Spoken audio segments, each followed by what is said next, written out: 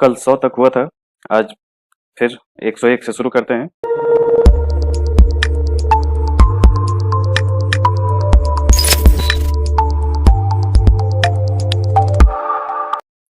चलिए 101 में प्रश्न है, दो सूची हैं मिलाने को दिए गए हैं।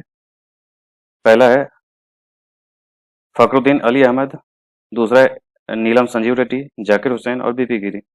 इनका कालक्रम मिलाना है। सीधे आंसर देखें। फखरुद्दीन अली अहमद 74 से 77, नीलम संजीव रेड्डी 77 से 82, जाकिर हुसैन 67 से 69, 67 से 69 और बीबी गिरी 69 से 74। जाकिर हुसैन की मृत्यु हो गई थी पद पर रहते हुए, इसलिए 2 ही साल हैं। अगला है कि निम्न में से कौन राष्ट्रपति होने से पूर्व भारत के उपराष्ट्रपति पद पर आसीन नहीं रहा? ये नीलम संजीव रेड्डी। निम्न में से कौन भारतीय राष्ट्रपति लोकसभा के अध्यक्ष भी रहे? नीलम संजीव रेड्डी।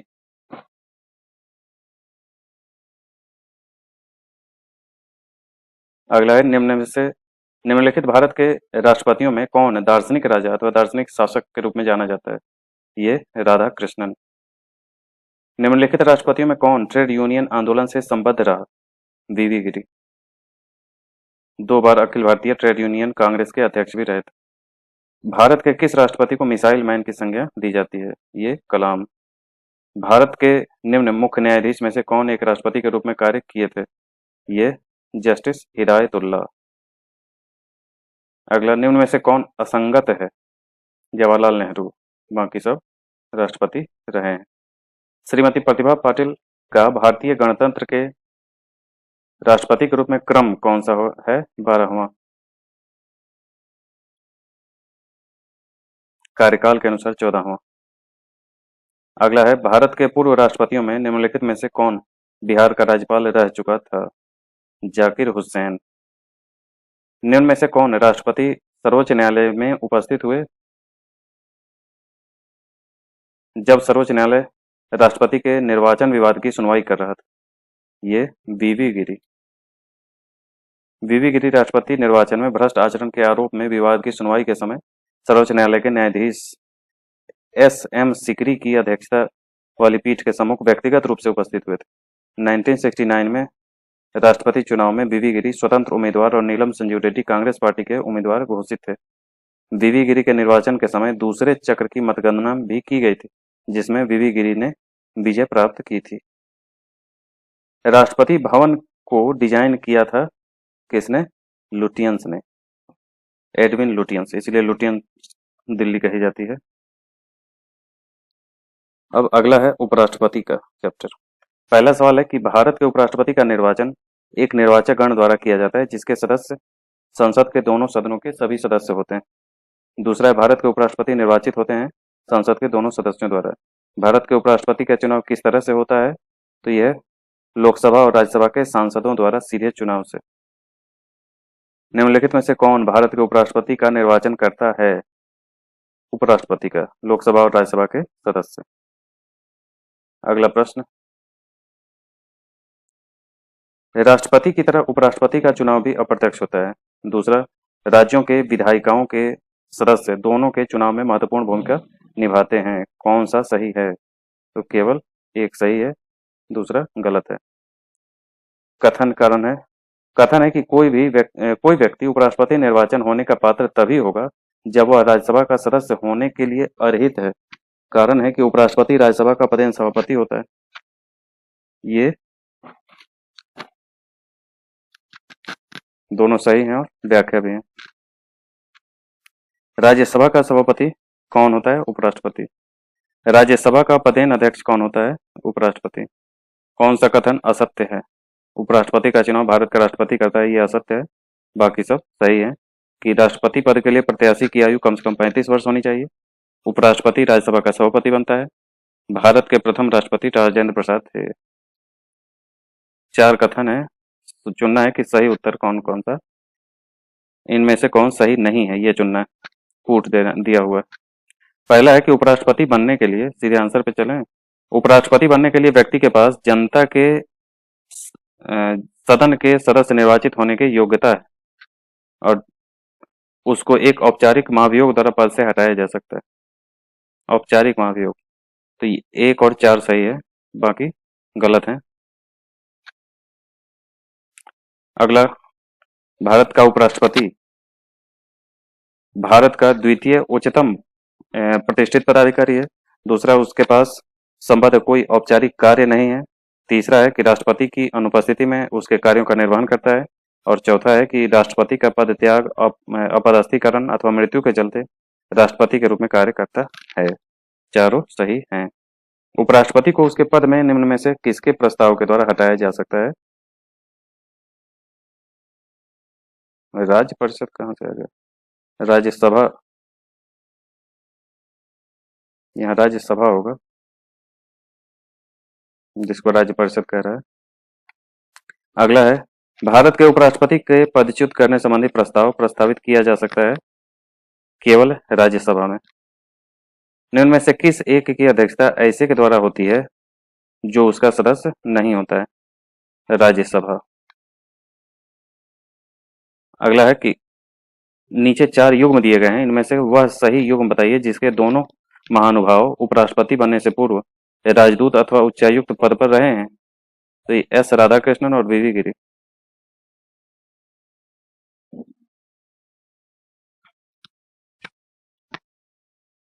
जाकिर हुसैन जामिया मिलिया इस्माइलिया के प्रिंसिपल, जामिया मिलिया कॉलेज के प्रिंसिपल और शिक्षा शास्त्री थे। राधाकृष्णन 49 से 52 तक यूएसएसआर में भारत के राजदूत थे। वीवी गिरी 47 से 51 तक सिलोन श्रीलंका में भारतीय उच्चायुक्त पद पर थे। के आर नारायणन चीन में राजदूत रहे हैं, इसलिए के आर नारायणन भी राजदूत रहे हैं, राधाकृष्णन भी रहे हैं और वीवी गिरी भी रहे हैं। केवल जाकिर हुसैन नहीं थे। अगला है, किस किस ने भारत के उपराष्ट्रपति का पद संभाला? तो ये हिदायतुल्ला और शंकर दयाल शर्मा। हिदायतुल्ला, शंकर दयाल शर्मा दोनों उपराष्ट्रपति रहे हैं। फखरुद्दीन अली अहमद तथा नीलम संजीव रेड्डी के ये दोनों उपराष्ट्रपति नहीं रहे थे। अगला है, निम्न में से कौन सही नहीं है? सीधे आंसर पे चलें। जाकिर हुसैन भारत के प्रथम उपराष्ट्रपति थे, ये सही नहीं है। बाकी प्रेस की स्वतंत्रता, मूल अधिकार, वाक स्वतंत्रता, अभिव्यक्ति की स्वतंत्रता में सम्मिलित है। संविधान संशोधन विधेयक संसद के दोनों सदनों द्वारा अलग अलग विशेष बहुमत से पारित होना चाहिए। सर्वोच्च न्यायालय में संविधान संबंधी मामलों की सुनवाई कम से कम 5 सदस्यों द्वारा की जाती है। ये सब सही है। अगला प्रश्न है कि मोहम्मद हामिद अंसारी भारत के उपराष्ट्रपति के रूप में क्रमशः किस नंबर पे थे? 12वां। हामिद अंसारी उपराष्ट्रपति के रूप में 12वें नंबर पे थे। अब है अगला चैप्टर, केंद्रीय मंत्रिपरिषद। पहला सवाल है कि निम्न कथनों में विचार कीजिए कि नीचे दिए गए कोट से सही उत्तर चुनिए। नंबर 1 है कि संघ की कार्यपालिका शक्ति प्रधानमंत्री में निहित है। दूसरा है, प्रधानमंत्री की नियुक्ति राष्ट्रपति द्वारा की जाती है। तीसरा है, प्रधानमंत्री मंत्रिपरिषद का प्रधान होता है। चौथा है कि यह आवश्यक नहीं कि नियुक्ति के समय प्रधानमंत्री संसद के किसी सदन का सदस्य हो। तो 2, 3 और 4 सही है। संघ की कार्यपालिका शक्ति प्रधानमंत्री में नहीं, राष्ट्रपति में निहित होती है। अगला प्रश्न है, भारत के प्रधानमंत्री के विषय में निम्नलिखित कथनों में से कौन सही है? प्रधानमंत्री मंत्रिपरिषद का वास्तविक नेता है। अगला है कि भारत का प्रधानमंत्री क्या है? नियुक्त होता है। निर्वाचित, चयनित, मनोनीत, नियुक्त। तो प्रधानमंत्री सीधे निर्वाचित नहीं होता, जिस पार्टी के द्वारा जिस पार्टी को बहुमत दिया जाता है उसमें से उनको राष्ट्रपति नियुक्त करते हैं, बहुमत दल के नेता को। भारत का प्रधानमंत्री मुख्य है केंद्रीय सरकार का। भारतीय संविधान के अनुच्छेद 78 में प्रावधान है दायित्वों का। कौन सा? प्रधानमंत्री के दायित्वों का। कैबिनेट का तात्पर्य है कौन सा? कैबिनेट स्तर के मंत्री। जबरदस्त सवाल है। कैबिनेट में सम्मिलित होते हैं केवल कैबिनेट मंत्री। बहुत सही। संविधान में मंत्रिमंडल शब्द का एक ही बार प्रयोग हुआ है और वह है अनुच्छेद 352। मंत्रिमंडल शब्द का एक ही बार उल्लेख हुआ है 352 में। संघ सरकार के संदर्भ में निम्नलिखित कथन पर विचार कीजिए। पहला कथन है कि एन गोपाल स्वामी आयंगर समिति ने सुझाव दिया कि किसी मंत्री और किसी सचिव को प्रशासनिक सुधार करने और उसे बढ़ावा देने के लिए पूर्णतः नामित किया जाना चाहिए। और दूसरा है कि प्रशासनिक सुधार आयोग 1966 की संशोधित के आधार पर 1970 में कार्मिक विभाग का गठन किया गया और इसे प्रधानमंत्री के प्रभार के अधीन रखा गया। तो ये केवल 2 सही है, ए गलत है। प्रशासनिक सुधार आयोग 1966 की संस्तुति पर कार्मिक विभाग का गठन किया गया जो प्रधानमंत्री के अधीन है। अगला प्रश्न है कि संघ सरकार के संदर्भ में निम्नलिखित कथनों पर विचार कीजिए। पहला कथन है कि कैबिनेट सचिव की सलाह पर प्रधानमंत्री द्वारा भारत सरकार के मंत्रालयों विभागों का सृजन किया जाता है। और दूसरा है कि हर एक मंत्रालय को प्रधानमंत्री की सलाह पर भारत के राष्ट्रपति द्वारा किसी मंत्री को प्रदान किया जाता है। केवल 2 सही है। अगला प्रश्न है कि संसदीय शासन में वास्तविक कार्यपालिका शक्ति किसके पास होती है? अब है प्रधानमंत्री। वास्तविक जब कहा जाए तब प्रधानमंत्री होंगे और वास्तविक वाला न रहे तो राष्ट्रपति होंगे। अगला है कि निम्न कथनों पर विचार कीजिए। तो राष्ट्रपति भारत सरकार का कार्य अधिक सुविधापूर्वक किए जाने के लिए मंत्रियों में उक्त कार्य का आवंटन के लिए नियम बनाएगा। ये सही है। बाकी भारत सरकार के समस्त कार्यपालक कार्रवाई प्रधानमंत्री के नाम से की जाएगी, ये गलत है, राष्ट्रपति के नाम से होती है। यदि भारत के प्रधानमंत्री संसद के उच्च सदन का सदस्य हैं तो वे अविश्वास प्रस्ताव की स्थिति में अपने पक्ष में वोट नहीं दे सकेंगे। सही है। भारतीय संविधान के निम्नलिखित प्रावधानों में कौन सा प्रावधान मंत्रिपरिषद की नियुक्ति और पदच्युति को विवेचित करता है? अनुच्छेद 75। आमतौर पर भारत का प्रधानमंत्री होता है लोकसभा का सदस्य, आमतौर पर, हमेशा नहीं। भारत के प्रधानमंत्री की नियुक्ति के समय जरूरी नहीं कि वह संसद के दोनों सदनों में से एक का आवश्यक रूप से सदस्य हो, परंतु उसे 6 माह के अंदर आवश्यक रूप से दोनों में से एक सदन का सदस्य हो जाना चाहिए। यही सही है, बाकी सब गलत। भारत का प्रधानमंत्री बनने के लिए न्यूनतम आयु कितनी होनी चाहिए? तो यह 25 वर्ष, लेकिन 75 के बाद सब बन रहे हैं, 75 के आसपास के बन रहे हैं सब। प्रधानमंत्री को राष्ट्रपति के द्वारा नियुक्त किया जाता है। अगला प्रश्न, अग्रलिखित में कौन सा वक्तव्य सही है? अपने मंत्रिमंडल के मंत्री के रूप में काम करने के लिए व्यक्तियों का चयन करने में पूर्णतः स्वविवेक का प्रयोग करता है। ये कथन सही है, यानी कि प्रधानमंत्री किसी से पूछने नहीं जाता। जो व्यक्ति संसद का सदस्य नहीं है केंद्रीय मंत्रिमंडल में कितने माह? 6 माह रह सकता है। भारत में वह मंत्री जो संसद के सदनों में से किसी सदन का भी सदस्य नहीं है उसे मंत्री के पद से मुक्त हो जाना पड़ता है 6 माह बाद। भारत की संसद के संबंध में निम्नलिखित कथनों में से कौन सा कथन सही नहीं है? मंत्रिमंडल की सदस्यता निम्न सदन तक सीमित है। ये सही नहीं है। बाकी सही क्या क्या है? तो संविधान में एक संसदीय प्रणाली की सरकार का प्रावधान है। दूसरा है कि संसद का सर्वप्रमुख कार्य मंत्रिमंडल का प्रावधान करना, और मंत्रिमंडल के लिए लोकप्रिय सदन में बहुमत का विश्वास प्राप्त रहना चाहिए। अगला है कि भारत का प्रधानमंत्री किसके प्रति जवाबदेह है? तो यह है लोकसभा के प्रति, क्योंकि लोकसभा में ही उनको बहुमत में रहना है। मंत्रिपरिषद सामूहिक रूप से उत्तरदायी होती है किसके लिए? लोकसभा के प्रति। दूसरा एक संवैधानिक बाध्यता के अंतर्गत। तीसरा अनुच्छेद 75(3) के अनुसार। तीनों सही है, चौथा गलत है। मंत्रिपरिषद उत्तरदायी होता है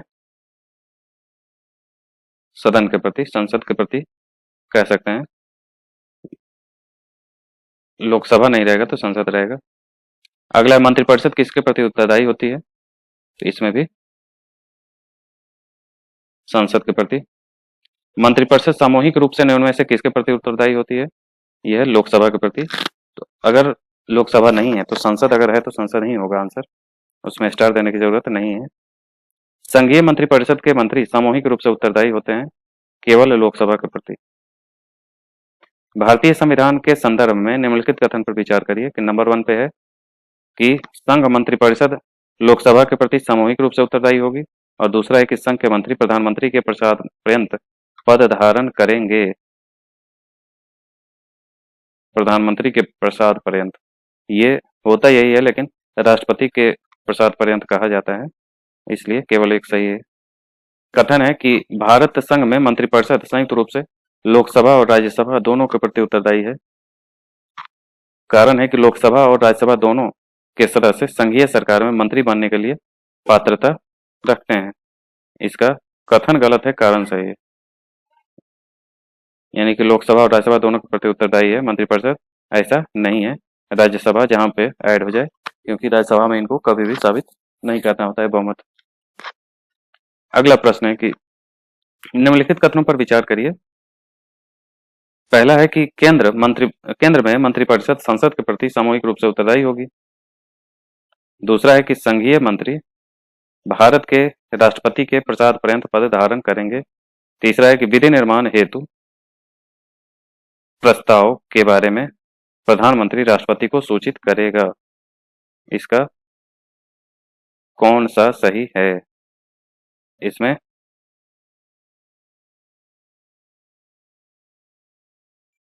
तीनों सही है। इसके हिसाब से 2-3 सही हैं। तो जब संसद दिया गया है तो लोकसभा की जरूरी नहीं है, इसलिए इसके हिसाब से भी है। मेरे हिसाब से तीनों सही हैं। अगला प्रश्न है कि निम्नलिखित में से किसका भारत के संविधान में तो स्पष्ट उल्लेख नहीं है, पर परिपाटी के रूप में पालन किया जाता है? तो ये प्रधानमंत्री यदि निम्न सदन में बहुमत खो दे तो उसे त्यागपत्र दे देना चाहिए। भारतीय राजनीतिक व्यवस्था में कार्यपालिका देश के अधीन रहकर कार्य करती है, विधायिका के अधीन रह करके। निम्नलिखित में से कौन सा एक प्रस्ताव भारत में मंत्रिपरिषद रख सकती है? विश्वास प्रस्ताव। विश्वास प्रस्ताव पक्ष जो पक्ष होता है, यानी जिसकी सरकार होती है वो रखते हैं, और अविश्वास प्रस्ताव विपक्षी दल रखते हैं। अगला प्रश्न है, किस सदन के सदस्यों द्वारा बहुमत से अविश्वास प्रस्ताव पास होने पर मंत्रिपरिषद को त्यागपत्र देना पड़ेगा? लोकसभा। अपना त्यागपत्र देने के बाद भारत में एक मंत्री को अपने त्यागपत्र के विषय में लोकसभा में व्यक्तिगत वक्तव्य देने के लिए किसकी अनुमति की आवश्यकता होती है? स्पीकर की। मंत्रिपरिषद के विरुद्ध अविश्वास प्रस्ताव लाने के लिए लोकसभा के सदस्यों की संख्या कितनी होनी चाहिए? 50 प्रस्तावक हों तब अविश्वास प्रस्ताव आएगा। लोकसभा में मंत्रिपरिषद के विरुद्ध अविश्वास प्रस्ताव लाने के लिए न्यूनतम सदस्य संख्या 50। भारत में अविश्वास प्रस्ताव के विषय में कथन पर विचार करना है कि भारत के संविधान में किसी अविश्वास प्रस्ताव का उल्लेख नहीं है। दूसरा, एक अविश्वास प्रस्ताव केवल लोकसभा में ही पूरा स्थापित किया जा सकता है। तो ये दोनों सही हैं। अगला है कि केंद्रीय मंत्रिपरिषद के त्यागपत्र देने के उपरांत निम्नलिखित में से कौन सी एक सही स्थिति नहीं है? तो ये राष्ट्रपति शासन लागू किया जाएगा। केंद्रीय मंत्रिपरिषद के त्यागपत्र देने के उपरांत राष्ट्रपति शासन कहाँ से आएगा? अगला है, प्रदेश का कौन सा नेता नेहरू के कैबिनेट में पहले गृह मंत्री और बाद में रक्षा मंत्री बना? कैलाश नाथ काटजू। अगला प्रश्न, स्वतंत्र भारत के प्रथम वित्त मंत्री। स्वतंत्र भारत के प्रथम वित्त मंत्री षणमुखम चेट्टी थे। षणमुखम चेट्टी। 48 में जॉन मिथाई वित्त मंत्री नियुक्त हुए। तो ऑप्शन के आधार पर आपको आंसर देना चाहिए। ऐसे सवालों में जॉन मथाई आप दे सकते हैं। भारत में स्वतंत्रता के पश्चात प्रथम मंत्रिमंडल का कानून मंत्री कौन था? ये B.R. अम्बेडकर। निम्नलिखित में से किसका किन लोगों का स्वतंत्र भारत के प्रथम मंत्रिमंडल का पोर्टफोलियो उनके अंतरिम सरकार के पोर्टफोलियो से भिन्न था?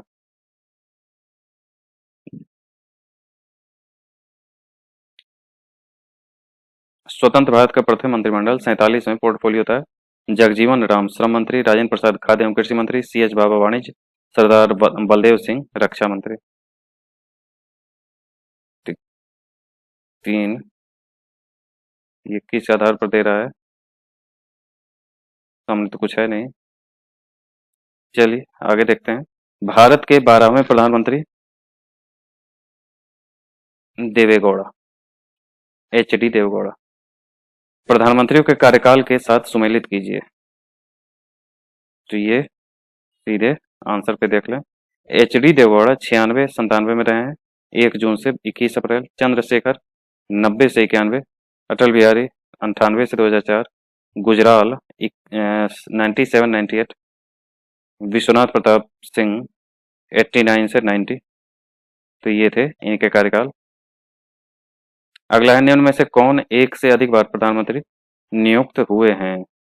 ये जवाहरलाल, इंदिरा गांधी, गुलजारी लाल नंदा, अटल बिहारी वाजपेयी, ये सभी हुए हैं। अगला है, प्रधानमंत्री पद एक बार से अधिक समयांतर अपने राजनीतिक जीवन में भारत के प्रधानमंत्री का पद एक से अधिक बार सुशोभित किया। कौन कौन? नेहरू, शास्त्री जी, गुलजारी लाल नंदा, इंदिरा गांधी, अटल बिहारी। तो केवल शास्त्री जी नहीं रहे, बाकी सब रहे हैं। 3, 4, 5।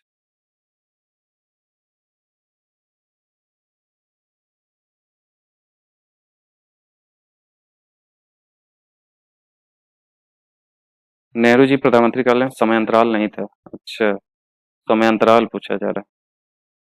समयांतर के बाद, एक बार से अधिक समयांतर के बाद सुशोभित किया, यानी कि गैप दे दे करके बने। चलें अगला सवाल। भारत के किस प्रधानमंत्री की मृत्यु देश के बाहर हुई? लाल बहादुर शास्त्री। अगला मिलाना है। पीवी नरसिम्हा राव अविभाजित आंध्र प्रदेश के थे, मोरारजी देसाई बम्बई, एच डी देवेगौड़ा कर्नाटक से, चरण सिंह अविभाजित उत्तर प्रदेश से, नरेंद्र मोदी गुजरात से। कौन भारत के प्रधानमंत्री बनने से पूर्व किसी भी राज्य के मुख्यमंत्री नहीं रहे थे? चंद्रशेखर। कौन भारत के प्रधानमंत्री बनने से पूर्व किसी राज्य के मुख्यमंत्री नहीं रहे? चंद्रशेखर। कौन प्रधानमंत्रित्व काल में लोकसभा के सदस्य थे? अपने प्रधानमंत्रित्व काल में लोकसभा के सदस्य थे। इनमें से कौन? देवेगौड़ा, गुजराल, मनमोहन, ये राज्यसभा से थे, चंद्रशेखर लोकसभा से थे। अगला, भारत के प्रधानमंत्री कौन अपने कार्यकाल में संसद में कभी भी उपस्थित नहीं हुए? ये चौधरी चरण सिंह। कौन भारत के संघीय वित्त मंत्री रहे हैं? चारों, बीपी सिंह, आर वेंकट रमन, वाई बी चौहान और प्रणब मुखर्जी सब रहे हैं। उदारीकरण, निजीकरण, भूमंडलीकरण की नई आर्थिक नीति घोषित की गई, ये नरसिम्हा राव के टाइम में, और वित्त मंत्री मनमोहन सिंह थे। मनमोहन सिंह के संबंध में कौन सा कथन सही नहीं है? वित्त आयोग के पूर्व अध्यक्ष ये नहीं रहे, वित्त मंत्री रहे हैं, योजना आयोग के उपाध्यक्ष, आरबीआई के गवर्नर, आईएमएफ में भारत के पूर्व प्रतिनिधि, ये सब पद पे रह चुके हैं। वित्त आयोग के अध्यक्ष कभी नहीं रहे। मनमोहन सिंह असम से राज्यसभा के सदस्य रहे हैं, वहीं उस टाइम थे। अगला है, कथन कारण है कि कथन है कि मंत्री नीति बनाते हैं और लोक सेवक उनका क्रियान्वयन करते हैं। कारण है कि संसदीय प्रणाली में मंत्रियों का उत्तरदायित्व का सिद्धांत कार्य करता है। कौन सा? कथन और कारण दोनों सही हैं, किंतु सही व्याख्या, सही स्पष्टीकरण नहीं है। फिर से कथन कारण का सवाल है, किसी व्यक्ति को उप उप प्रधानमंत्री कहना केवल राजनीतिक निर्णय, वह उसे प्रधानमंत्री का कोई अधिकार प्रदान नहीं करता। ये दोनों सही हैं, लेकिन स्पष्टीकरण नहीं है। उप प्रधानमंत्री पद का सृजन ये संविधान के प्रावधानों से हटकर हुआ है, यानी कि संविधान में कोई ऐसा पद नहीं बताया गया।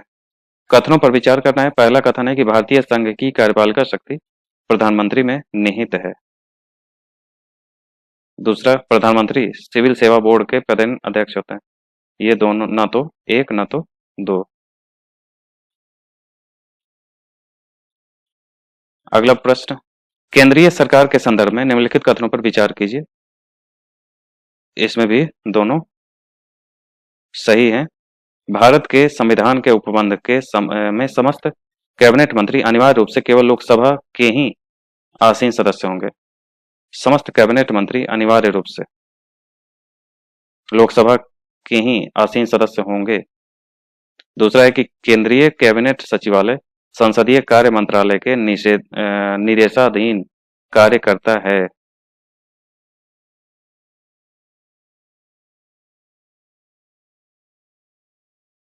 समस्त कैबिनेट मंत्री अनिवार्य रूप से केवल लोकसभा के ही आसीन होंगे, न तो एक न तो दो, ये दोनों में से कोई सही नहीं है। अगला है कि कैबिनेट समितियों से संबंधित कथनों पर विचार करिए। कथन है पहला कि संविधान में कैबिनेट समितियों का उल्लेख नहीं है। दूसरा है कि कैबिनेट समितियां प्रधानमंत्री द्वारा समय की जरूरत एवं परिस्थिति की आवश्यकता को ध्यान में रखते हुए गठित की जाती हैं। कथन 1 और 2 सही हैं, लेकिन कथन 3 और 4 गलत हैं। तो 3 में क्या है, यदि प्रधानमंत्री समिति का सदस्य हो तो यह आवश्यक नहीं है, और संसदीय मामलों की समिति के अध्यक्ष प्रधानमंत्री होते हैं। ये दोनों लास्ट के दोनों गलत हैं, ऊपर के दोनों सही हैं। अगला प्रश्न, केंद्र सरकार में उच्चतम नागरिक सेवा अधिकारी कौन है? तो ये मंत्रिमंडल सचिव। निम्नलिखित संविधान संशोधनों में से कौन एक बताता है कि मंत्रिमंडल के कुल मंत्रियों की संख्या प्रधानमंत्री को सम्मिलित करते हुए लोकसभा के सदस्यों की कुल संख्या के 15% से अधिक नहीं होगी? ये संशोधन 91वां 91वां संविधान संशोधन 2003 के द्वारा 15% कर दिया गया। किस संवैधानिक संशोधन अधिनियम द्वारा मंत्रिपरिषद की संख्या 15%? ये भी रिपीट है, 91वां संविधान संशोधन 2003। केंद्र सरकार के संदर्भ में कथनों पर विचार करिए। पहला है कि 15 अगस्त 1947 को केंद्र में मंत्रालयों की संख्या 18 थी। वर्तमान में केंद्रीय मंत्रालयों की संख्या 36 है। ये केवल एक सही है। जिस साल पूछा गया है उस टाइम मंत्रालयों की संख्या 51 थी। निम्नलिखित में से कौन आधिकारिक दस्तावेज भारत से संबंधित है? श्वेत पत्र। श्वेत पत्र आधिकारिक रूप से जो जारी किया जाता पत्र है। संघीय मंत्रिमंडल का पुनर्गठन किसकी रिपोर्ट पर आधारित था? गोपाल स्वामी आयंगर।